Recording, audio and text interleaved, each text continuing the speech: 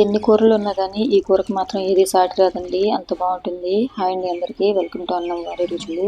ఈరోజు మనం ఈ వీడియోలో కోడిగుడ్డు మునక్కాయ కర్రీ ఎలా చేయాలో చూద్దాము. చాలా బాగుంటుందండి టేస్ట్ అయితే మాత్రము. ఈ వీడియో చూస్తే వంట రాని వాళ్ళు కూడా ఈజీగా కర్రీ చేసి ఇచ్చండి. చాలా తక్కువ మసాలాలతో కూడా అయిపోద్ది. ముందుగా అయితే కోడిగుడ్లను ఉడకడానికి పెట్టుకొని 2 ఆనియన్స్, 1 టమోటా తీసుకొని కట్ చేసి పక్కన పెట్టుకోవాలి. వీటిని చూస్తున్న ప్రతి ఒక్కరూ వీడియోని లైక్ చేసి మన ఛానల్ అయితే సబ్స్క్రైబ్ చేసి పెట్టుకోండి.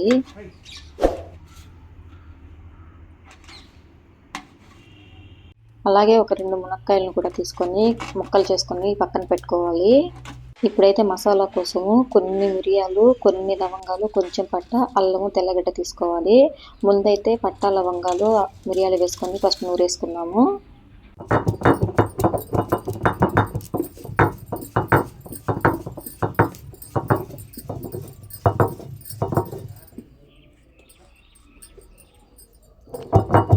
అది కొంచెం మెదిగిన తర్వాత దీంట్లో అల్లం, తెల్లగడ్డ వేసుకొని నూరుకోవాలి.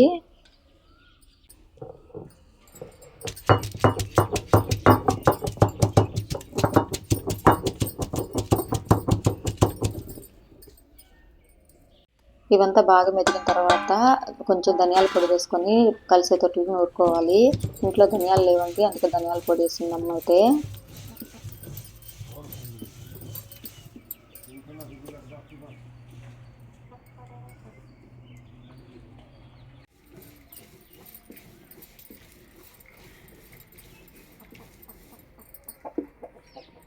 ఇలా మసాలాలు దంచుకొని కానీ నూరుకొని వేసుకుంటే చాలా బాగుంటుందండి. స్మెల్ అయితే అదిరిపోతుంది, అంత బాగుంటుంది. ఇలా మెత్తగా మెదిగిన మసాలా మొత్తాన్ని మనము ఒక ప్లేట్లోకి తీసి పక్కన పెట్టేసుకున్నాము.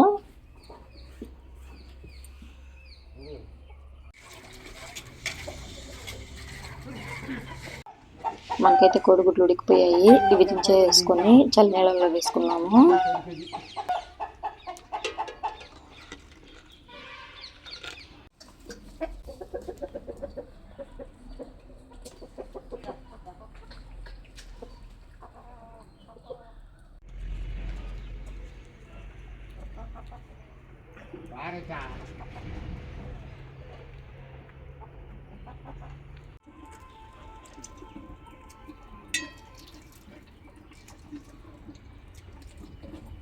కోడిగుడ్లు అయితే బాగా చల్లారిపోయాయండి. ఇప్పుడు వీటిని బాగా ఒలుచుకొని మనము ఘాట్లు పెట్టుకొని పక్కన పెట్టుకున్నాము.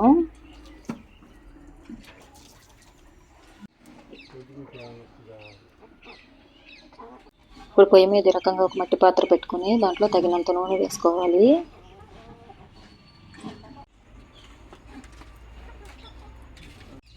నూనె బాగా వేడెక్కిన తర్వాత ఆనియన్స్ వేసుకొని బాగా వేపుకోవాలి.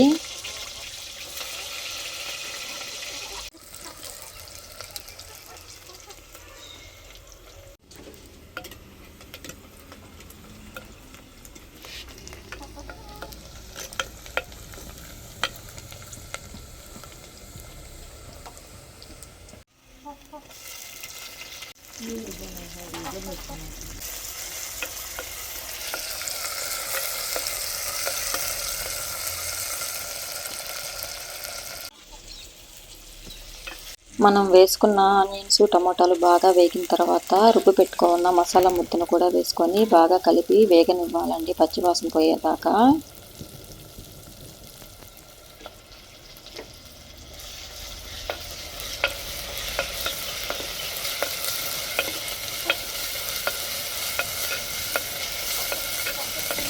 ఇప్పుడు దీంట్లో రుచికి సరిపడినంత కల్లుప్పు వేసుకోవాలి. అలాగే కొంచెం పసుపు పొడి కూడా వేసుకోవాలి.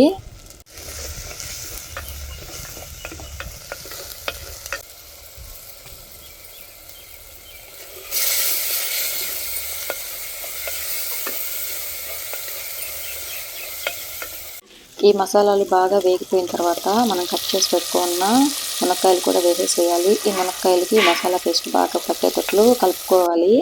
ఇప్పుడు దీంట్లో మనము మన కారానికి తగ్గట్లు మిరప్పొడి వేసుకోవాలి.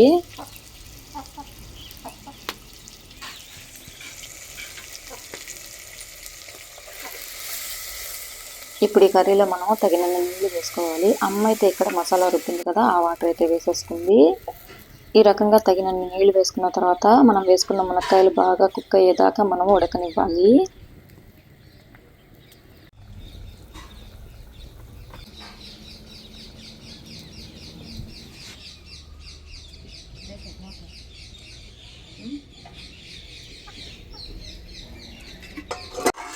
ఇప్పుడు ఈ కర్రీలో మనము ఒక 2 కరివేపాకు రెమ్మలను కూడా వేసుకున్నాము.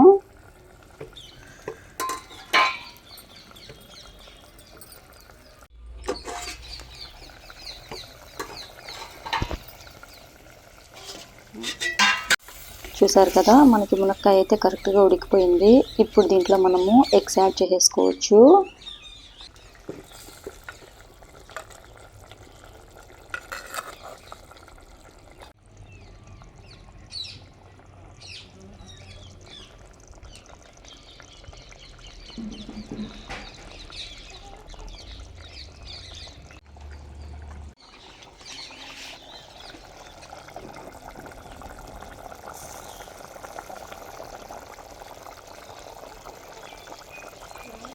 మనకైతే ఈ కూర ఉడుకుతున్నప్పుడే స్మెల్ అయితే అదిరిపోద్దండి, అంత బాగా వస్తుంటుంది. దీంట్లో అయితే మనము గరం మసాలాలు కానీ ఇంకేం వేయాల్సిన అవసరం లేదండి. మనం వేసిన కొంచెం మసాలాని బాగా సరిపోతుంది దీనికి. అమ్మ చేసిన ఈ కర్రీ మీకు ఎలా అనిపించిందో కామెంట్ చేయండి. అలాగే మన ఛానల్ని సబ్స్క్రైబ్ చేసుకొని వీడియోని అయితే లైక్ చేయండి. రెగ్యులర్గా మన ఛానల్లో అయితే ఇలాంటి వంటలు వస్తూ ఉంటాయి. మనమైతే నెక్స్ట్ వీడియోలో మళ్ళీ కలుసుకున్నాము. బాయ్.